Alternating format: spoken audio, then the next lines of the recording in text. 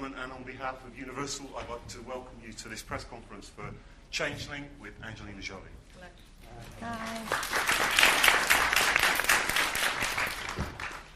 I'll start the ball rolling, and then I'll move out to the floor. Angelina, it's a very harrowing film to watch. Does it follow that it's a harrowing film to make? Yeah, it was. It was a very hard film for all of us to make, and at the same time, because it was a true story, and because this woman went through so much, it was also very inspiring. And working with Clint, was that a long-held ambition? Did you know him from before? I didn't know him from before, but I'd always wanted to work with him because I loved his work, but I also had read different things or seen different things, and he just seemed like such an interesting man, and he is in person. He's just he's a really good man. He's very solid, very strong, he's great with his crew. He's just one of those very fair, very strong leaders. So he's a great director. Cool. Okay, I'm going to go straight to the floor. And Adam Watt in the front here first. On the subject of Clint, I wonder how, if at all, his working style differs from other directors you've worked with, and how, if at all, that helped in some of the more emotional scenes that you were carrying. It's very different. He's very... he's very decisive, and he's famous for shooting one or two takes, which does sound terrifying to an actor, but because of that, you know that he's going to not drain you emotionally. He will be prepared. He'll take more than one if he needs it, but he'll just be very prepared from the moment you walk in the door, and so you have this kind of feeling of, you have to bring your all, but if you bring your all and you give it everything you've got until you are emotionally drained, he will capture it on film, and he won't ask you to do it 20 times.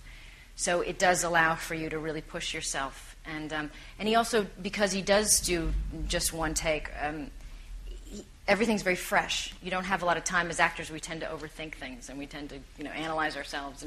And because you just don't have time for that, it keeps it very in the moment and very real, I think.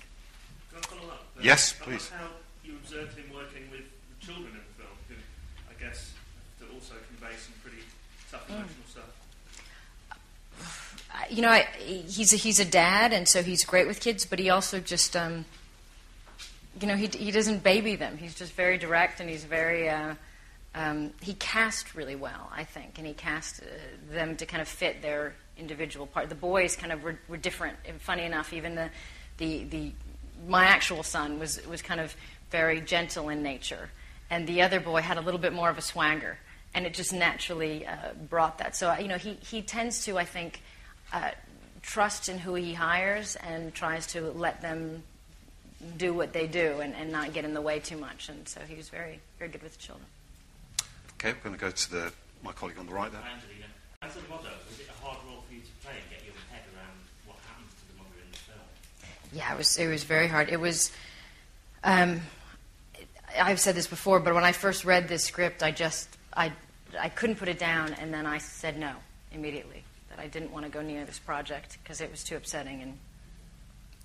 But then I couldn't stop talking about her. I found myself sitting with people and wanting them to know about this extraordinary woman, and that you wouldn't believe what happened to her and what these people did to her in this time in our history. And in the end, it became a story about democracy in action, about justice, about even suffering a great loss, kind of fighting through it and making a change. For the future for other people, and questioning the government and questioning the police, and so I found it very inspiring in the end, and really wanted people to know about her, and felt it was like an extra piece of justice for her that we would tell her story and tell what happened to her. But as a mom, it was horrible, and I had my kids with me as much as possible at lunch, and after doing a day at work, I would just run home and. I just wanted to be silly. It was so emotional that I just found myself being very, very goofy and silly at home, and being so happy that I knew where my kids were and they were okay. And just in the front row here. Yeah, so following up on that, did you get frustrated by your character's passivity? She was still sort of put her faith in the police force, and that she wasn't sort of shouting out in the roof. It's probably in contrast to how mothers probably have to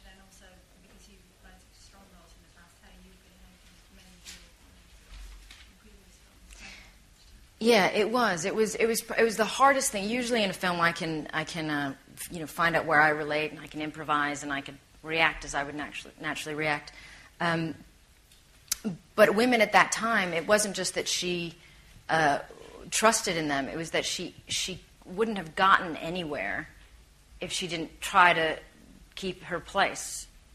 She had to walk a very, very fine line. And when she did speak up is when they locked her in an institution. So she had this real struggle to try to behave with these very corrupt people. And she was a single mother in 1928, which didn't, which was a very difficult place to come from and didn't command any respect at that time. Because I couldn't relate to it, my mom, who, it wasn't 1928, but there was something about her name was Marceline, and everybody called her Marshmallow, as a joke, because she was just the softest, most gentle woman in the world. And she is very much, she's very much Christine Collins. She was really, really sweet, and she would never get angry. She couldn't swear to save her life. And so, but when it came to her kids, she was just really, really fierce.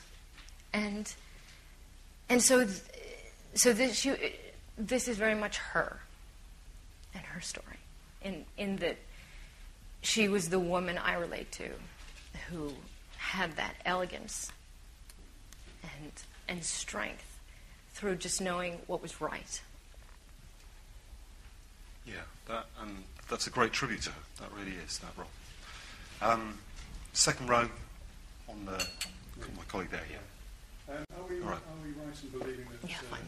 Angelina, that you're going to cut back on your filming commitments? We've read quotes saying that you're going to slowly move away from the film business. Is that true, or is that just a little bit of speculation?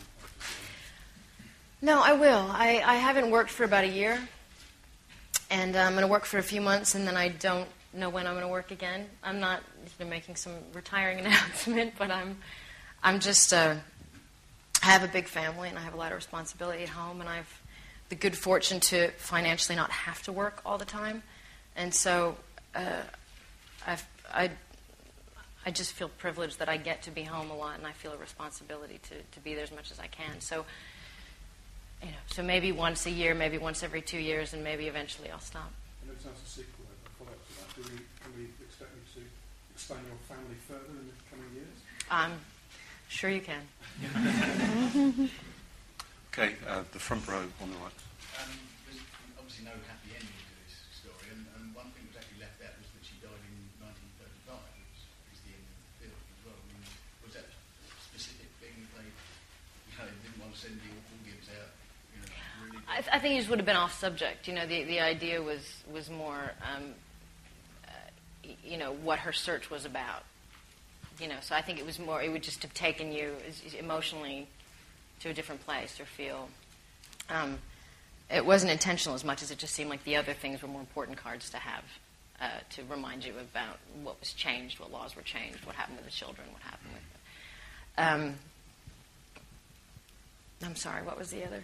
Was that one of another poignant part of the story that obviously she never found her son, but she died so early as well? I suppose. I mean, this story, the research on this, the serial killer alone and his life is even much. There's many, many more layers than we could even put in the film. The Code 12 and the women locked up could be a story in its own. There's so much in this story that it was hard to even condense it as it was, because it's just so rich and so real, every single thing that happened. So it wasn't that there was an intention to leave anything out. It was just, what do we need to focus on at this exact moment in order to tell the story as clean as possible and explain at least these few things as best we can. One of the things that I liked a lot was the